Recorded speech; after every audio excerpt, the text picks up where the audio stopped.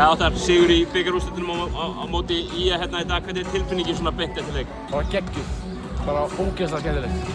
Nú er þetta svolítið skrítið ÍA-lið sem voru að spila á móti. Þau hafa ekki spilað við þessa stráka í 2 ár í deild af því að þeir eru ekki skráðir í deildinni ykkar. Já. Var ekkert erfitt að undirbúa sig fyrir svona leik, vitandi lítið Jú, það er sko, við undirbúum vel ekkert fyrir sko þá við undirbúum okkur. Já.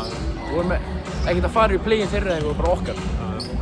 Í þessum leik, þeir hanga í ykkur svona nánast allan leikinn þangað til í 4. leikluta. Hvað var það sem þið þurftu að gera svona inn á vellinum til þess að ná í þennan titil? Bara spila vörn. Við vorum bara miklu betri vörn í 3. og 4. leikluta. Þú sjálfur valinn besti leikmaður leiksins og það hlýtur nú að vera, þó svo allir leikmenn segja sjálfsögðu að liðið að vinna fyrst, en það hlýtur að vera gaman að fá svona einstaklingsverðlaun. Já, fínt. Hvað gerðu eitthvað sérstakt í morgun svona í undirbúningi? Ég fekk mér gríska jógurt með vínberum og súkkulaði. Glæsilegt, Óttar. Alveg að lokum, hvernig ætlið þið að fagna þessu sem lið? Það var örugglega út að borða. Já. Já. Til hamingju aftur, Óttar, og gangi ykkur vel með restina af tímabilinu. Já, takk fyrir.